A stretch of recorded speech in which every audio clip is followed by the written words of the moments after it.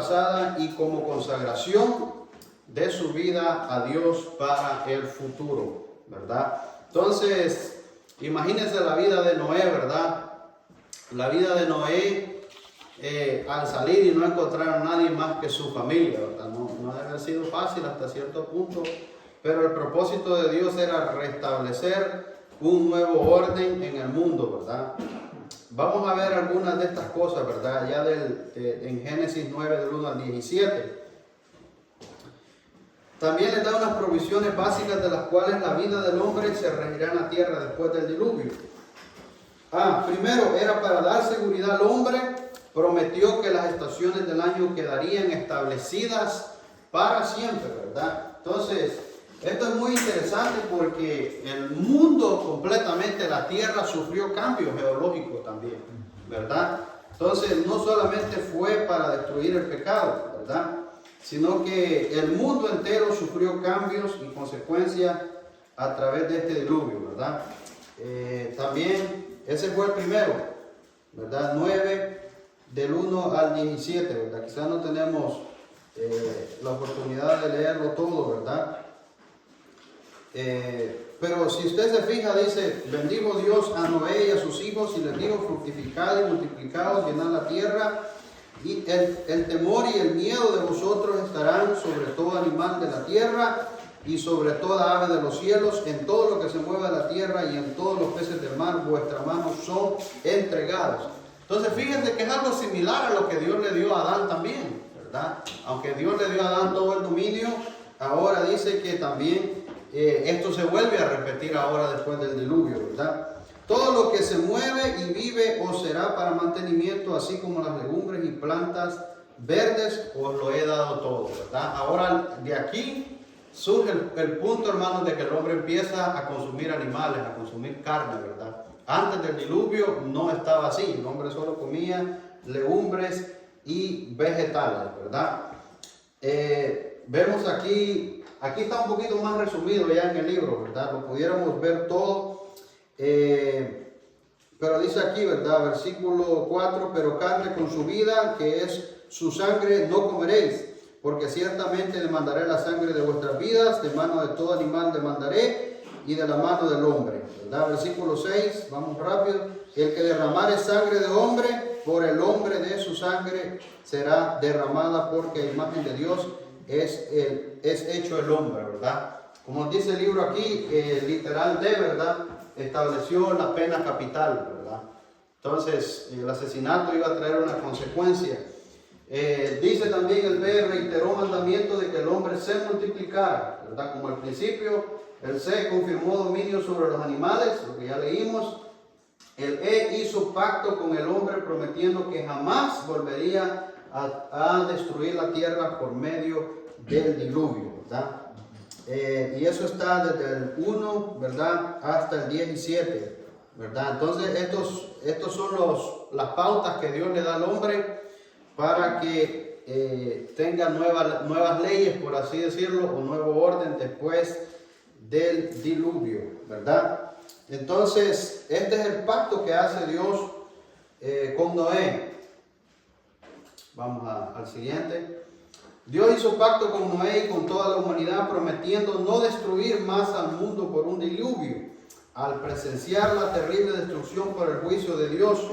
Pero para darle seguridad que la raza continuaría, el hombre tendría un futuro seguro. Dios hizo pacto con él, dejó el arco iris como señal de su fidelidad. Probablemente ya había existido el arco iris, no sabemos, pero ahora lo revistió, ¿verdad?, de un nuevo significado. Al ver el arco iris en las nubes de tormenta, el hombre se acordaría de la promesa de la misericordia de Dios, ¿verdad?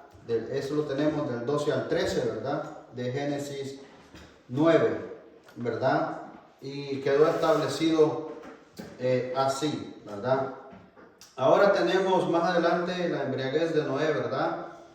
Pero cae en pecado Noé. Ya eso ya lo tenemos también del versículo 18 en adelante, ¿verdad? Lo vamos a hacer resumido, así como está en el libro. Noé, el hombre impecable delante del mundo, cayó en el pecado de embriaguez en su propio hogar, ¿verdad? Los largos años de fidelidad no garantizan que el hombre sea invulnerable, ¿verdad? A las tentaciones nuevas. Las distintas reacciones de los hijos dieron ocasión a maldecir a Canaán. Puede ser que estuviera siguiendo los pasos de su padre, burlándose de él, y bendecir a Jafet y a Sem, ¿verdad? Bueno, todos conocemos esa historia hasta cierto punto, ¿verdad? Noé se embriaga. Lo difícil es, ¿verdad?, que Noé había mantenido una vida de fidelidad delante de Dios, ¿verdad? Y ahora lo vemos que cae en el pecado de embriaguez, ¿verdad? Y vemos como dice que Cam, ¿verdad?, padre de Canaán, vio la desnudez de su padre y lo dijo a sus dos hermanos que estaban afuera, ¿verdad? Entonces Sem y Jafet tomaron la ropa y la pusieron sobre sus propios hombros y andando hacia atrás cubrieron la desnudez de su padre, ¿verdad? Entonces, al darse cuenta de este hecho, ¿verdad?, Noé vino y maldijo a Canaán. Ahí siempre ha habido un poquito de controversia, ¿verdad? Porque fue Cam el que vio desnudo a Noé, ¿verdad? No, pero más la maldición vino sobre sus descendientes, ¿verdad? Entonces, adelante. Entonces, hermanos, esto queda como una, por así decirlo, una muestra, ¿verdad?, de que la humanidad estaba siempre contaminada del pecado. Aunque Dios había lidiado fuertemente con el pecado al pasar el diluvio, pero todavía el pecado estaba engendrado en el corazón del hombre, ¿verdad? Ahora, es probable que los cananeos fueron maldecidos no tanto por el pecado de Cam y su hijo Canaán, sino por la notoria impureza que caracterizaría a los cananeos en los siglos venideros. Los descendientes de Canaán se radicaron en Palestina y Fenicia, ¿verdad? Eso ya lo tenemos, capítulo 10, versículos 15 al 19. Y eran notablemente inmorales, mirando adelante. Dios, viendo el carácter que tendrían, e inspiró a Noé a pronunciar su castigo. Jehová empleó una nación semita, los hebreos, para retribuirlos por su maldad mediante la conquista de Canaán por Josué, ¿verdad? Y entonces aquí tenemos como un vistazo al futuro, ¿verdad? Lo que Dios hace. Y los cananitas, ¿verdad?, fueron los que se asentaron en esa tierra, ¿verdad?, la tierra prometida, e iban a ser enemigos de los israelitas, ¿verdad? Así que eran extremadamente malos y ya Dios estaba viendo a futuro, ¿verdad? Ahora tenemos una bendición para Sem, ¿verdad? La bendición para Sem, hijo de Noé, ¿verdad?, traducida literalmente es: bendito sea Jehová, el Dios de Sem, ¿verdad? Lo tenemos en el Nuevo 9:26, ¿verdad? E implica que Jehová sería el Dios de los semitas, ¿verdad? Se cumplió notablemente en el pueblo hebreo una raza semita.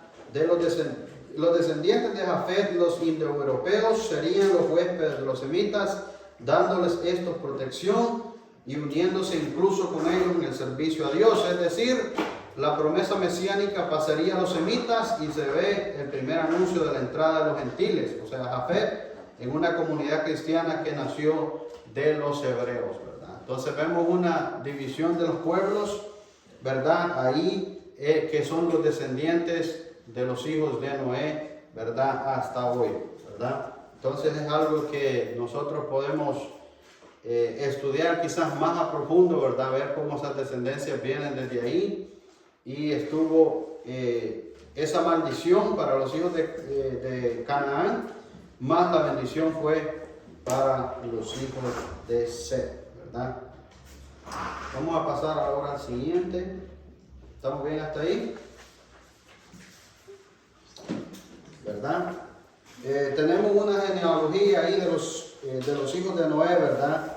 Que es todo el capítulo 10, por así decirlo, de Génesis. Ese lo vamos a saltar porque prácticamente es una genealogía. Y ahora vamos al capítulo 11, ¿verdad? Y empezamos con lo que es la Torre de Babel.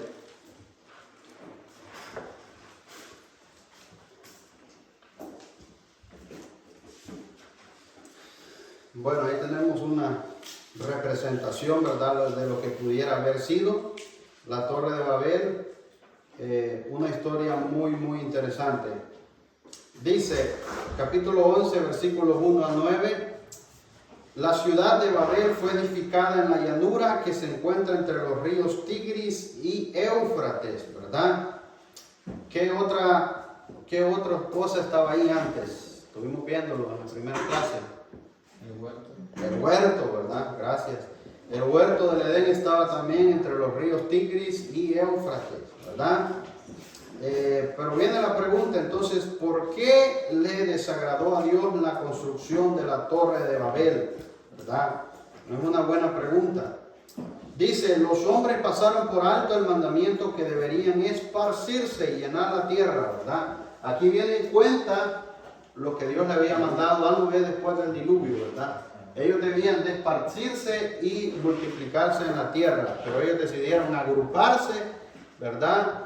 Y hacer una civilización para ellos mismos con fines de olvidarse de Dios, ¿verdad? Dice, uno de los motivos que los impulsaban y por el cual llevaron a cabo la construcción eran que querían quedarse juntos. Sabían que los edificios permanentes y una colectividad firmemente establecida produciría un modelo común de vida que les ayudaría a permanecer juntos, ¿verdad? Ellos querían, fueron motivados por la intención de exaltación personal, ¿verdad? Dijeron ellos, hagamos un nombre, ¿verdad? Y de culto al poder que caracterizó posteriormente a Babilonia.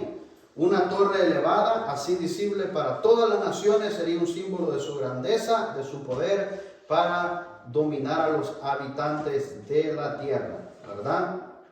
Y esta es una de las más importantes, literal se excluían a Dios de sus planes, ¿verdad? Número uno, iban en contra del mandamiento de Dios. Número dos, ¿verdad? Ellos querían la grandeza, por eso dijeron a construir la ciudad y no querían a Dios en sus planes.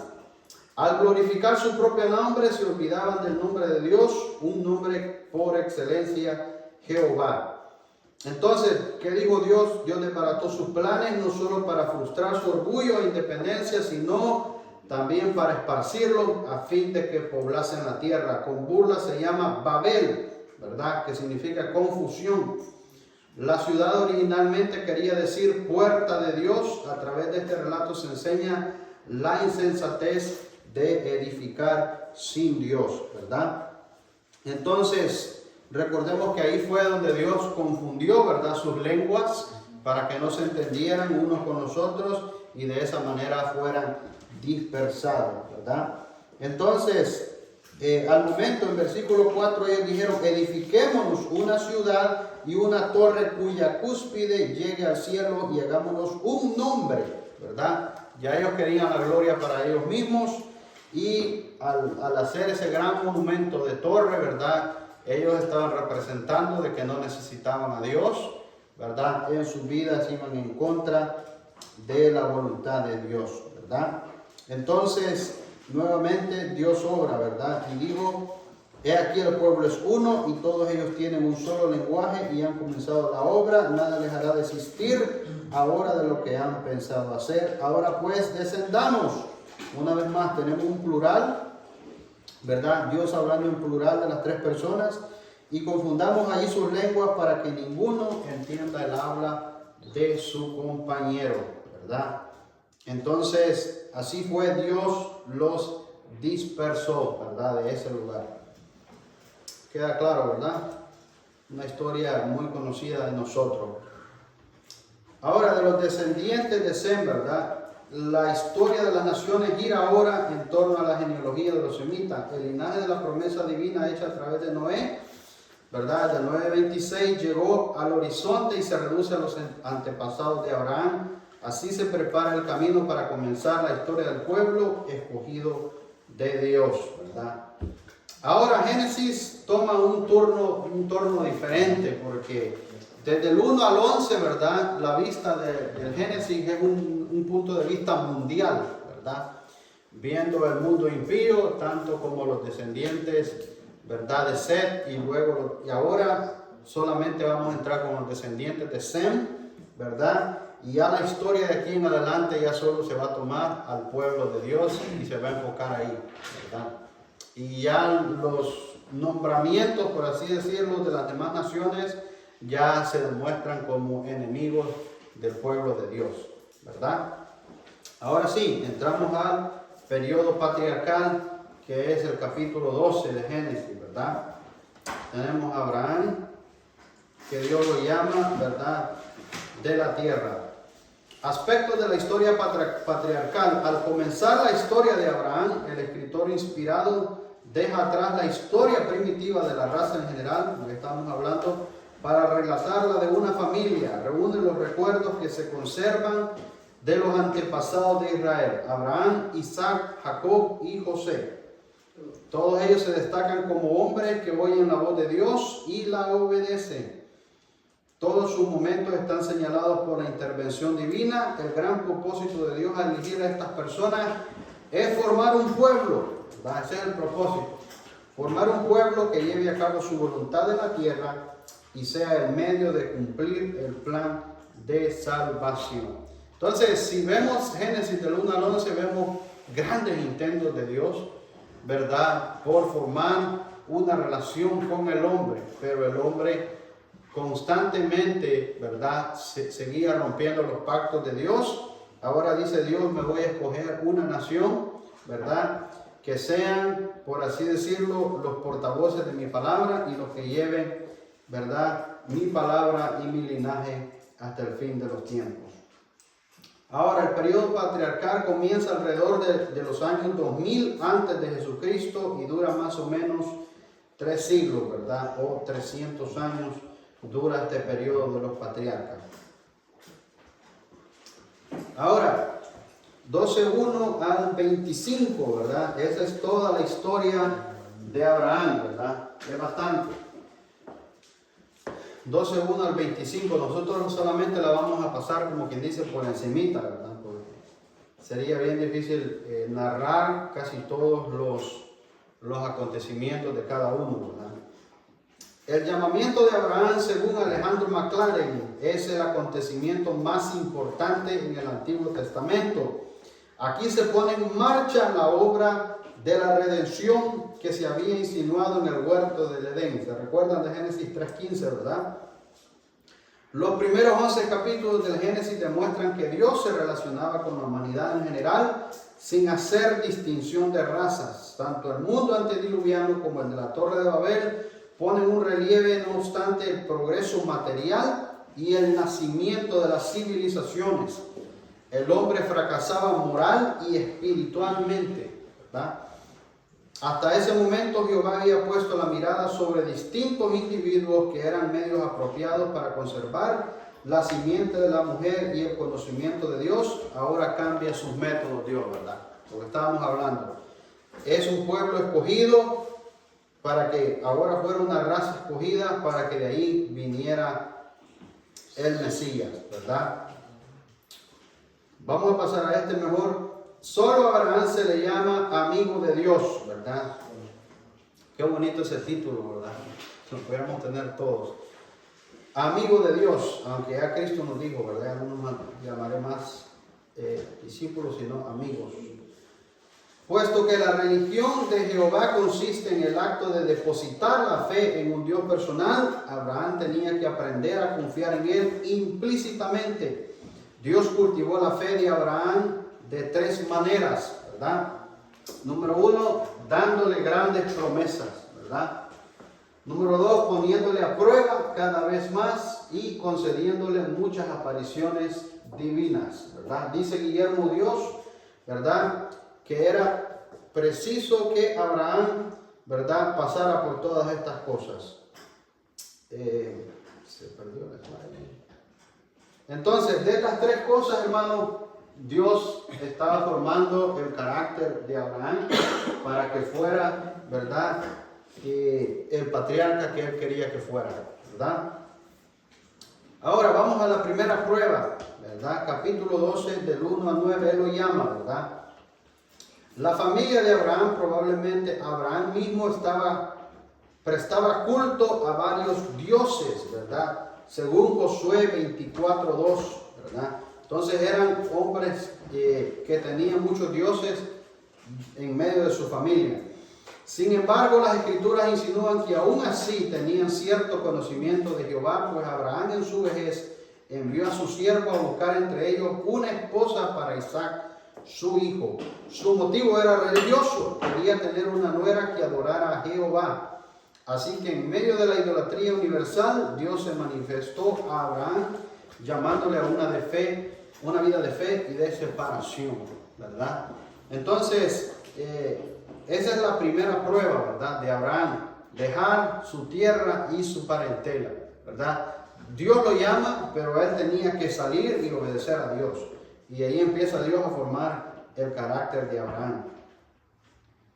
Las promesas personales hechas a Abraham son interesantes, ¿verdad? Abraham sería famoso, reverenciado, no por su propia virtud, sino por el favor de Dios, quien dijo, te bendeciré y engrandeceré tu nombre, ¿verdad? Abraham tenía la responsabilidad de ser un cauce de bendición a otros, ¿verdad? Como le dijo, serás, o deberás ser, serás bendición, ¿verdad? Y si usted mira más adelante, ¿verdad? La historia de Abraham, esto se cumplió. Abraham fue de bendición para muchas naciones, para reyes y para muchas personas, ¿verdad? Y aún más sus descendientes. Ahora, podemos aplicarlo a nosotros también, ¿verdad? Decir que Dios nos ha puesto para bendecir también, ¿verdad? No solamente a Abraham aplica, sino a nosotros también.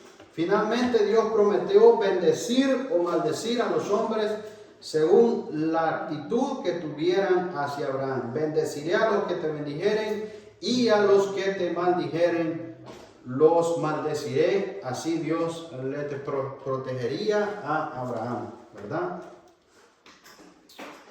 Vamos a ver las promesas, ¿verdad? Las promesas son 3 que da sus descendientes. Aquí las tenemos en resumen. Literal A, heredarían la tierra de Canaán. Esa era la primera promesa, que ellos iban a tener una tierra prometida que es la de Canaán. B, llegarían a ser una gran nación. La grandeza prometida implica mucho más que una población numerosa. Acuérdense que Abraham era ya una persona de mucha edad, ¿verdad? Entonces, y recuérdense que no tenían hijos, ¿verdad? Entonces, al hacer Dios esta promesa, había que creer verdaderamente en Dios, ¿verdad? Al no tener hijos y que le digan a uno, vas a ser una gran nación, como que uno dice, bueno, será verdad esto, ¿verdad?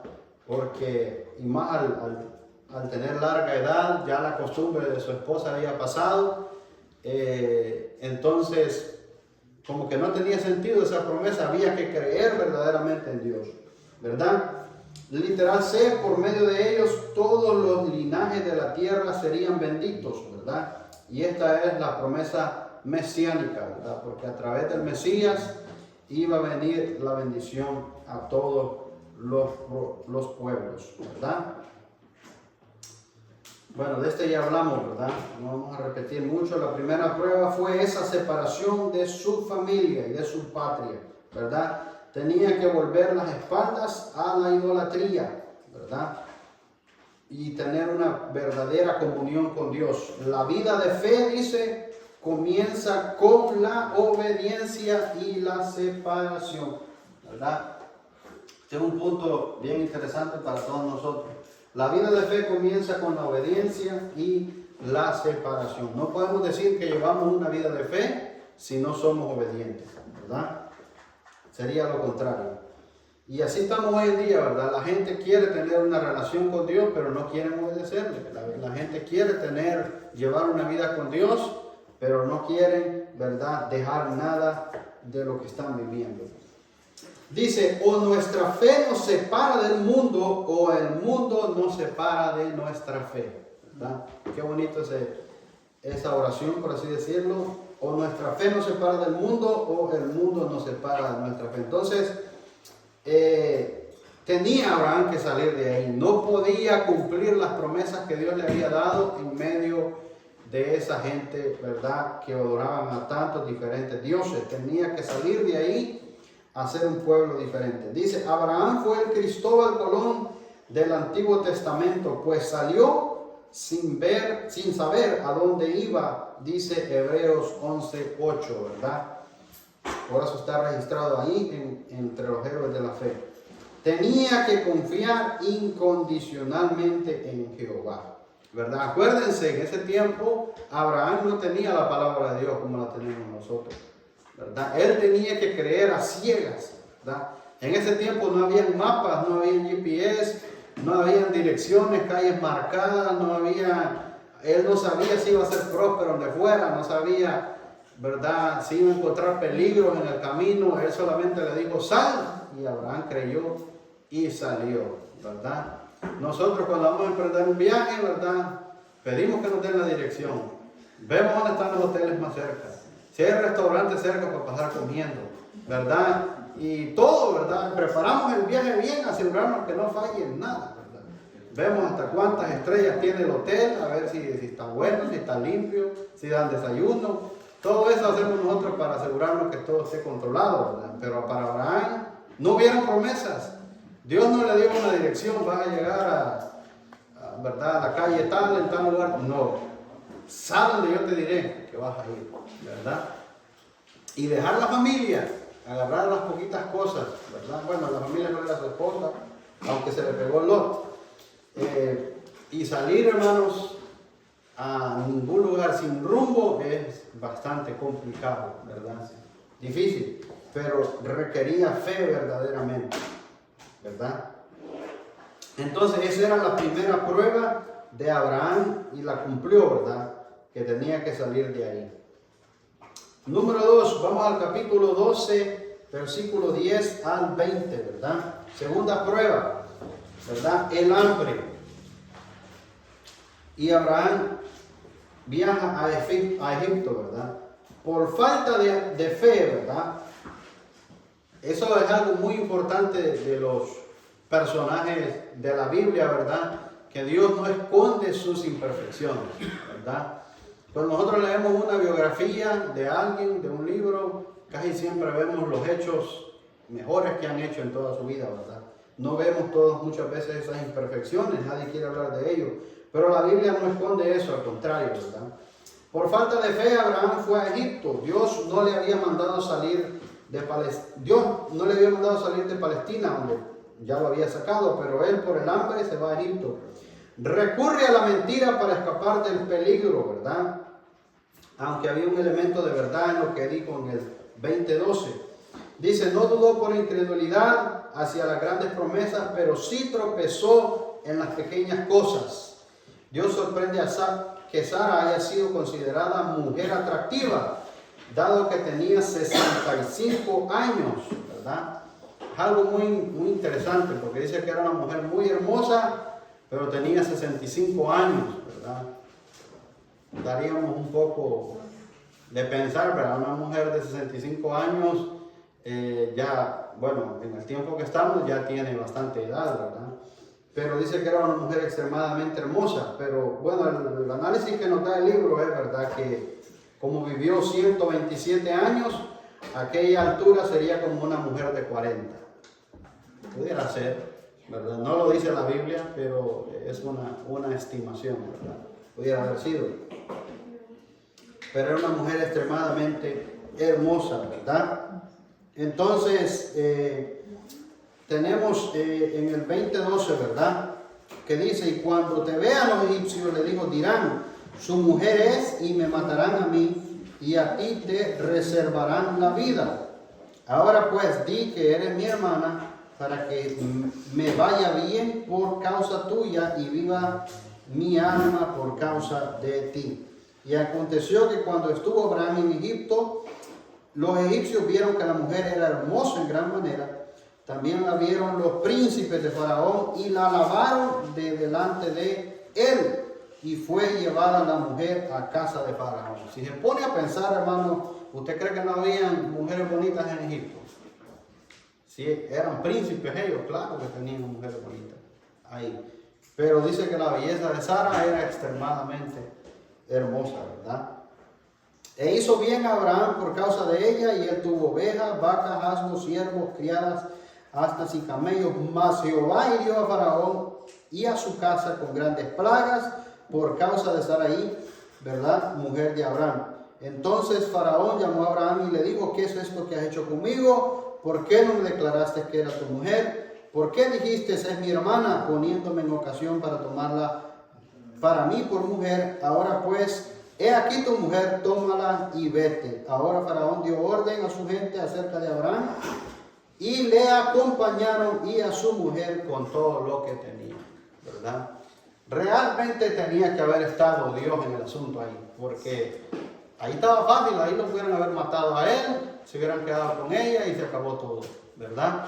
Pero al contrario, ¿verdad? A pesar de que él miente, ¿verdad?, él sale enriquecido de ahí, ¿verdad? Porque ahí dice, ¿verdad?, que tuvo ovejas, ¿verdad?, riquezas, vacas, asnos, siervos, hasta criados, ¿verdad?, asnas y camellos. Entonces él salió de ahí bendecido, ¿verdad?, a pesar de todo lo que pasó. Entonces hay veces Dios usa, ¿verdad?, esos peligros que tenemos nosotros para darnos una bendición, aunque no por eso vamos a ir a mentir nosotros para obtener algo, sino que a veces Dios tiene un propósito a pesar de que nosotros fallemos, ¿verdad? Eso es lo que quiere decir, ¿verdad? Bueno, vamos al capítulo 13, ¿estamos bien hasta ahí? Aquí vamos un poquito más detallado, pero quizás más adelante no, pero ahorita vamos a aprovechar.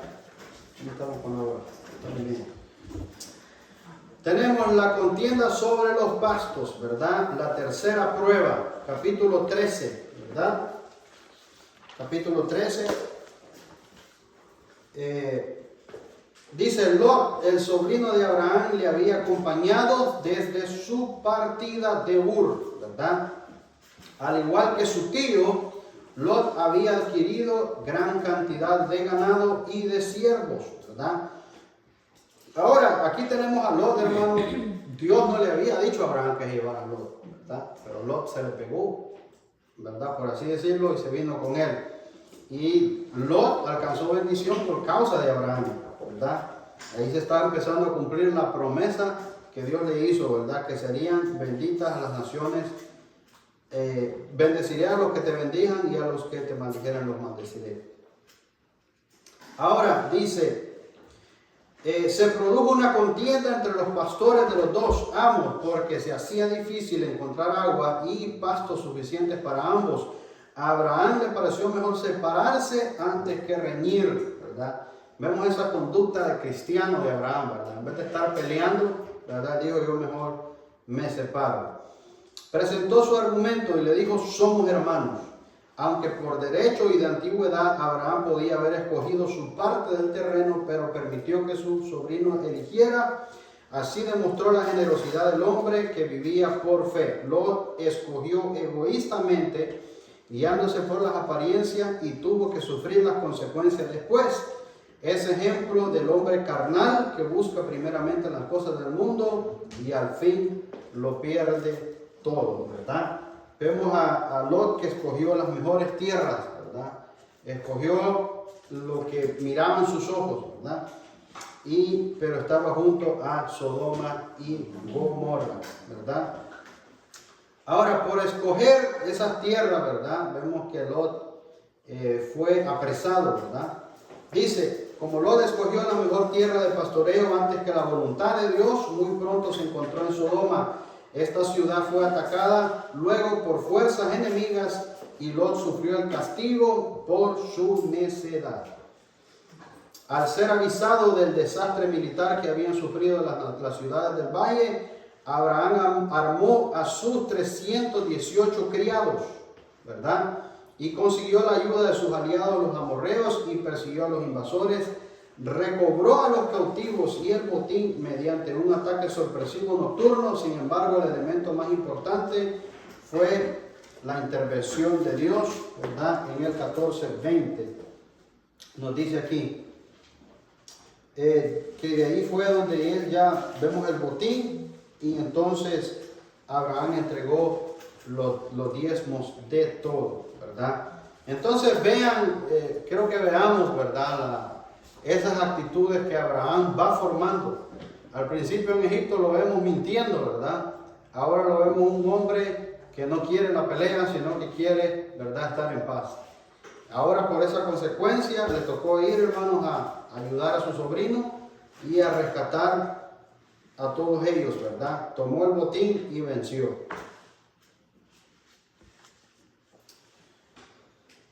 Vamos a ver la riqueza que tenía Abraham, ¿verdad? El hecho que pudiera reunir una fuerza de 318 siervos adiestrados para librar la batalla contra el enemigo indica que contaba con amplios recursos. La frase del 12:5, todos sus bienes que habían ganado y las personas que habían adquirido en Harán, señala la abundancia de su riqueza. El siervo de Abraham podía tomar de los camellos del patriarca una caravana de 10 para viajar a Mesopotamia. El precio de un camello sobrepasaba las posibilidades de una persona común en aquel entonces. Entonces era extremadamente rico, ¿verdad? Una persona normal no se podía comprar ni un camello, dice aquí, ¿verdad? Además iba aumentando la cantidad de sus siervos mediante compras, obsequios y nacimientos, ¿verdad? Vamos avanzando en la historia porque tenemos 16:1, 17:23, 27 y 20:14, ¿verdad? Varios señores de Canaán reconocieron a Abraham como príncipe, hicieron con él alianzas y tratados, ¿verdad? Tenemos 14:13, 21:32 y 23:6. Y dice cómo era prosperado por Dios Abraham, ¿verdad? Entonces, no hay duda al ver todas estas evidencias de que Dios estaba con él, ¿verdad? Dios estaba con él. Ahora tenemos a Melquisedec, ¿verdad? Abraham le da todos los diezmos, ¿verdad? Melquisedec, una figura que aparece, ¿verdad? Solamente en esta parte de la Biblia, ¿verdad? Y en el libro de Hebreos, ¿verdad? Dice, Abraham fue bendecido y fortalecido para hacer frente a la tentación presentada por el rey de Sodoma. Se sabe poco de Melquisedec, quien agasajó a Abraham con alimentos, aunque parece que era cananeo, servía al Dios verdadero. Se trata de una de las figuras proféticas más extraordinarias de Cristo, ¿verdad? Por su nombre y posición como rey y sacerdote, ¿verdad? Como dice Hebreos 7:1-3, su nombre significa rey de justicia y era rey de Salem, que Salem significa paz, ¿verdad?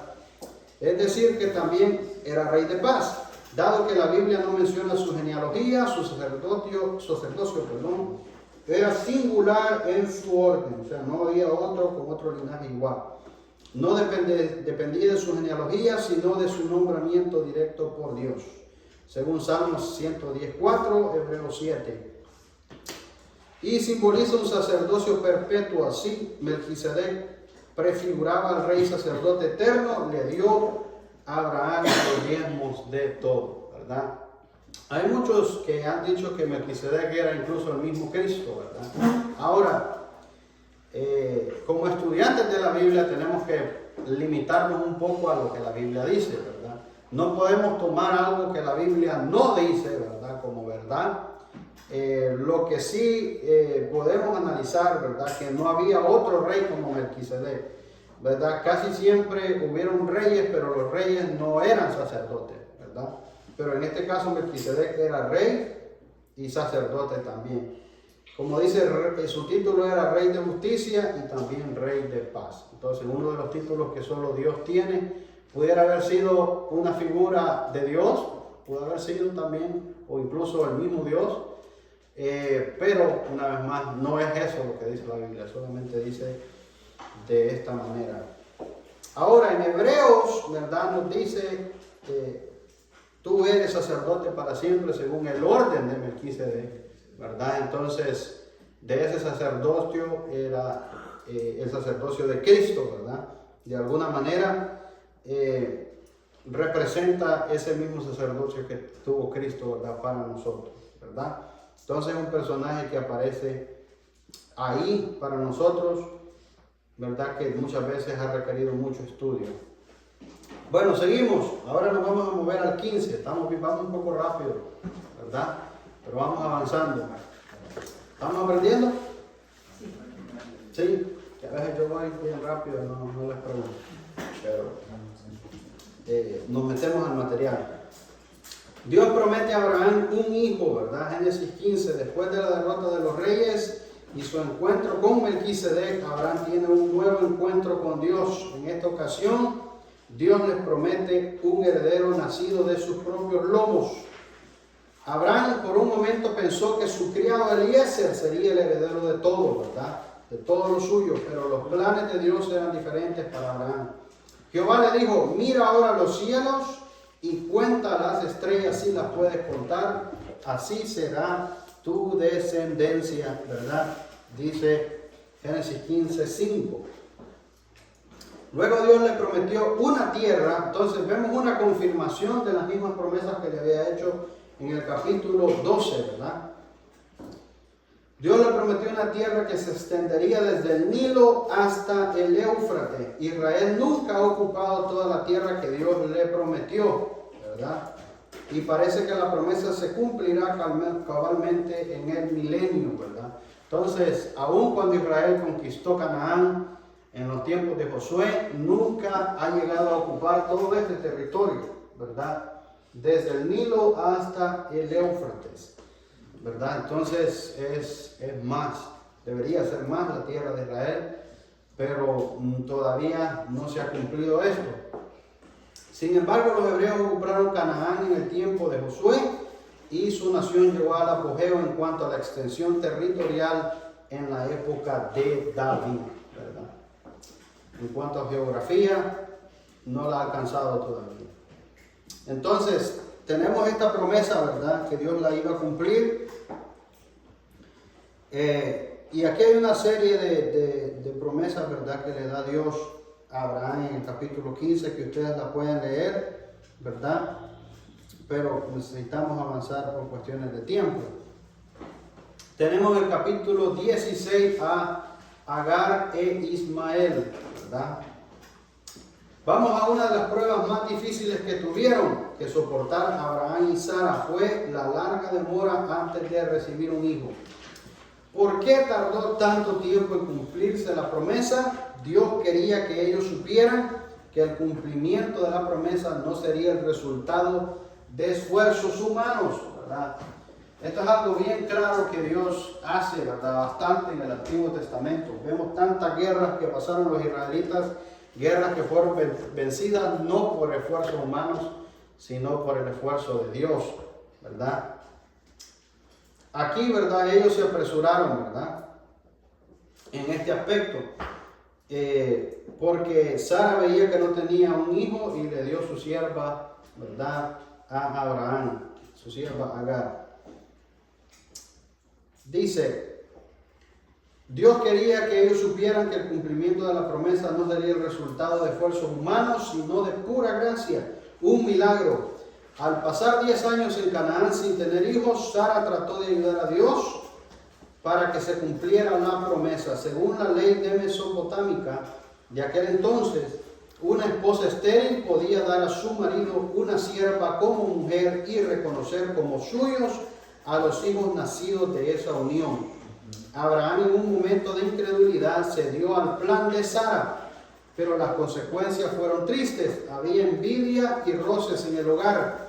Agar reaccionó ante el trato duro de Sara conforme a su nombre, pues la palabra Agar significa huye, ¿verdad?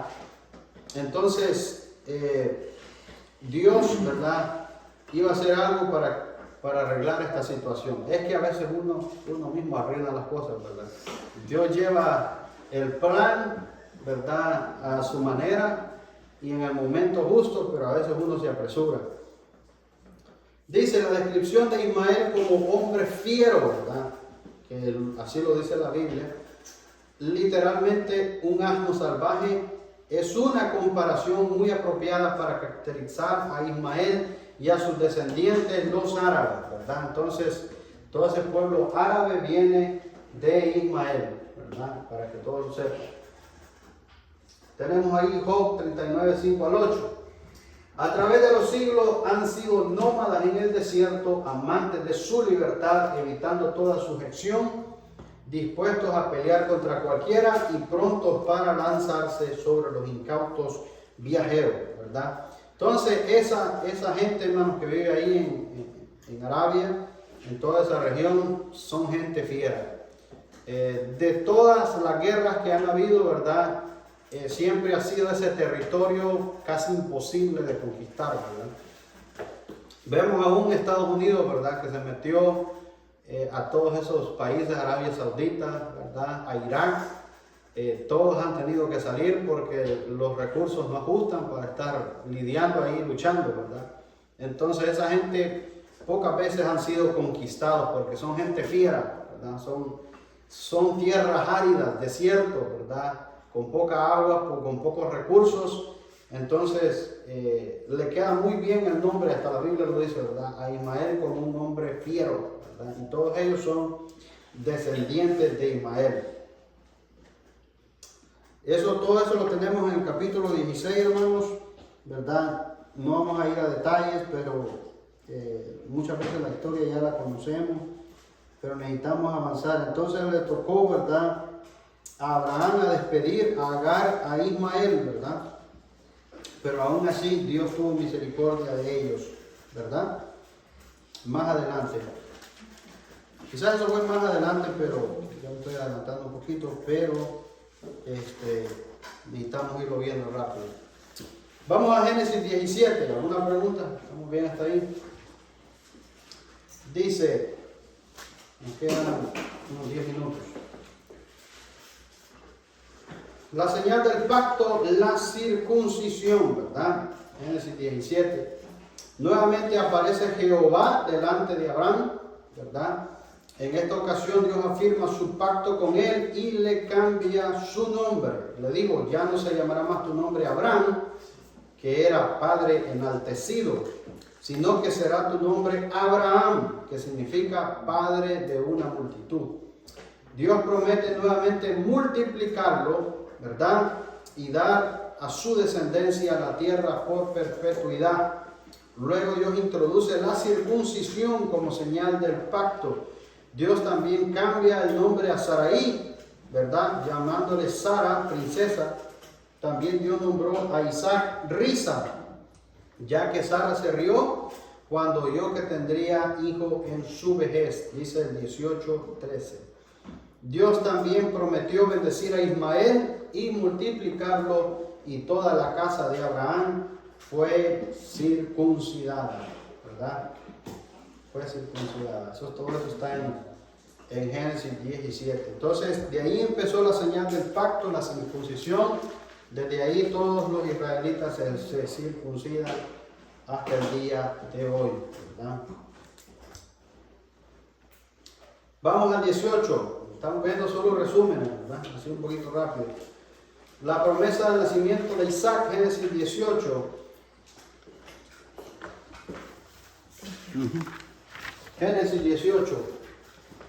Dios aparece a Abraham en el encinar de Mamre, ya que vinieron 3 varones a visitarlo, ¿verdad? Abraham corre a recibirlos y a pedirles que coman con él. Abraham acude a Sara para que prepare el alimento, y estos varones trajeron la promesa a Abraham que tendría un hijo el próximo año. Dios descubre a su amigo Abraham su plan de destruir a Sodoma y a Gomorra. Abraham intercede en oración por Sodoma. En su intercesión, Abraham presentó el problema de todas las épocas. ¿Cómo podía el justo juez castigar a los buenos junto con los malos, puesto que todos habrían de sufrir la misma suerte? Abraham preguntó si acaso la presencia de los justos no apartaría el juicio de los culpables. Jehová contestó afirmativamente, pero no había ni siquiera 10 justos en Sodoma, ¿verdad? Entonces, la maldad continuaba, hermanos. Continuaba en gran manera y ni siquiera 10 personas eran justas en Sodoma. Estamos hablando de miles, hermanos. Imagínense cómo estaba el nivel de la maldad, ¿verdad? En ese lugar. Era terrible. Vamos al 19. Vamos rápido. Destrucción de Sodoma y Gomorra, capítulo 19. Era tanta la maldad que había en Sodoma que los hombres de la ciudad estaban interesados hasta en los ángeles que habían venido a visitar a Lot. Imagínense, Dios envía a los ángeles para alertar a Lot y que Lot salga, y la gente, en vez de tratar de escuchar el aviso de salida, ellos estaban interesados en ellos, ¿verdad? De una manera sexual, por así decirlo. Dice, no tuvieron ellos otra alternativa que herir de ceguera a los hombres de la ciudad. Los ángeles apresuraron a Lot a escapar por su vida y la de su familia, ya que la destrucción estaba por llegar. Lot escapó con su mujer y sus hijas, pero la mujer de Lot miró hacia atrás y fue convertida en estatua de sal, ¿verdad? La historia así resumida de una manera grande, pero era tremenda la maldad de la ciudad. Imagínense, Lot les ofreció sus hijas, ¿verdad? Que eran vírgenes, y ellos ni siquiera eso quisieron, ¿verdad? La maldad era extremada. Dice, pobre Lot, perdió su esposa y su hogar. Sus hijas se corrompieron mediante un truco planeado por ellas. Lot vino a ser el antepasado incestuoso de los grandes enemigos de Israel, ¿verdad? Entonces, sus hijas de alguna manera fueron contaminadas al vivir en Sodoma y se acostaron con su padre, ¿verdad? Y de ahí nacieron los moabitas y los amonitas cuando embriagaron a Lot. Estos pueblos fueron notorios por sus abominaciones idolátricas y constituyeron el peligro de contagio para Israel a través de los siglos, ¿verdad? Por eso Dios después no quiso, ¿verdad?, que ellos se asociaron con otras naciones, ¿verdad? Porque de ahí venía la contaminación. Tenemos ahí la cita. ¿Está claro? Vamos rápido. Estamos haciendo solo un resumen. Abraham y Abimelech, capítulo 20. Entonces, ese nombre Abimelech lo van a ver en varios lugares, ¿verdad? Y muchas veces, probablemente Abimelech no es un nombre, sino un título, ¿verdad? Como un título de un rey, ¿verdad? Más o menos así.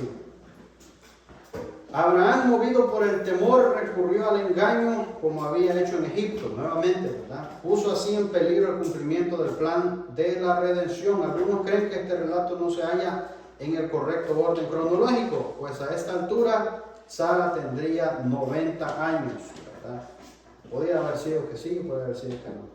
Es posible que haya ocurrido en los primeros años que la pareja se encontraba en Canaán. A Abraham Dios lo denomina profeta en el 27, ¿verdad? Un dato muy interesante, ¿verdad? No en el sentido de ser como los otros profetas del Antiguo Testamento, sino porque tenía relaciones privilegiadas con Dios y era un intercesor poderoso. En este capítulo se encuentra la primera referencia a la sanidad divina como respuesta a la oración. Bien, quedan 3 slides, creo que lo terminamos. Nacimiento de Isaac y expulsión de Ismael, capítulo 21. La presencia de Isaac en el hogar trajo otra prueba para el patriarca, ¿verdad? Ismael, quien tendría aproximadamente 16 años, demostró su carácter burlándose de Isaac. Parece ser que fue motivado por su incredulidad y por su envidia. Sara percibió que la naturaleza del muchacho no concordaba con el espíritu de fe prevalente en la familia. Los dos linajes tenían que estar marcadamente separados. Sara pidió a su marido que expulsara a Ismael. Agar e Ismael aprendieron que aunque expulsados de las tiendas y sin la protección de Abraham, no estaban por eso alejados de la solicitud de Dios. Él estaba con Ismael y lo cuidó en su juventud, haciendo así posible el cumplimiento de la promesa hecha por el mismo de que por medio de Ismael haría una gran nación. Sin embargo, al casarse con una egipcia y habitar en Parán, Ismael se alejó de la familia de Abraham, ¿verdad? Entonces, vemos una separación. Ahora llegamos al capítulo 22, un capítulo conocido, ¿verdad? Que Dios le demanda el sacrificio de su hijo Isaac a Abraham. El pedido de Jehová de que Abraham ofreciera a Isaac como sacrificio fue la prueba suprema de la fe del patriarca. Dice, Orton observa que era muy difícil. ¿Por qué? Se desgarraba el alma de Abraham ante el conflicto de su amor paternal y la obediencia a Dios.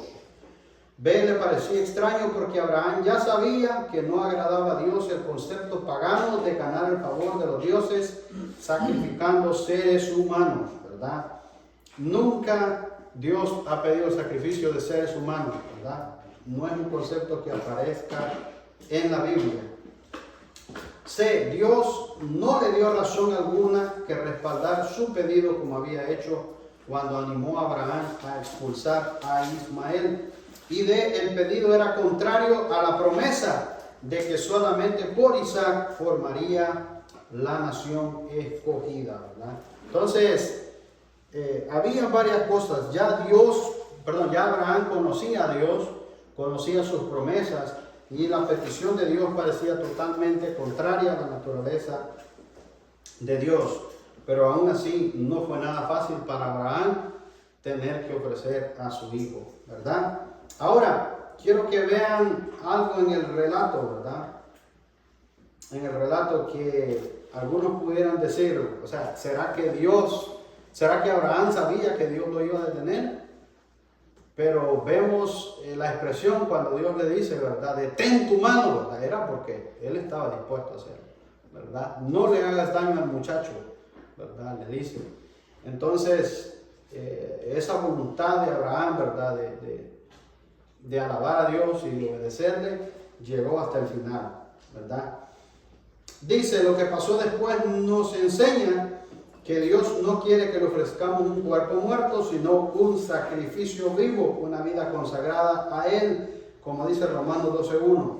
No extiendas tu mano sobre el muchacho, porque ya conozco que temes a Dios, por cuanto no me rehusaste tu hijo, tu único. Todo lo que Dios quería era la rendición de Abraham, un sacrificio en espíritu. Quería que Abraham mostrara que amaba más a Dios que a su propio hijo. Las promesas dadas, ¿verdad? Y a las promesas dadas, ¿exige Dios algo de nosotros que Él mismo no esté dispuesto a dar? ¿Verdad? Dios nos amó de tal manera que no escatimó ni a su propio hijo, sino que lo entregó por todos nosotros. Dice Romanos 8:32, y fue premiada grandemente la fe de Abraham, recibió a su hijo simbólicamente de entre los muertos, ¿verdad? Y le fue de allí en adelante más preciosa que nunca. De la misma manera, lo que entregamos a Dios, Él nos lo devuelve mucho más enriquecido y elevado que antes, ¿verdad? Entonces esa es la historia de Abraham, ¿verdad? Y ahí llegamos, ¿verdad? Hasta esa parte. Bien, vamos a llegar hasta aquí, hermanos, ya es hora. Entonces, vamos a llegar hasta aquí con el Génesis de ustedes. Voy a necesitar que me hagan 3 resúmenes, ¿verdad? Me van a hacer un resumen de la vida de Isaac, un resumen de la vida de Jacob y un resumen de la vida de José, ¿verdad? Y ya la otra clase vamos a entrar al libro de Éxodo, ¿verdad? Ustedes pueden, por ejemplo, leer las 3 vidas, ¿verdad? De cada uno y escribir los acontecimientos más importantes que a ustedes les hayan parecido, ¿verdad? Entonces, como un resumen. Yo sé que es bastante lectura, ¿verdad? Pero pueden hacerlo, ¿verdad? De Isaac, Jacob y José. Un resumen de cada uno.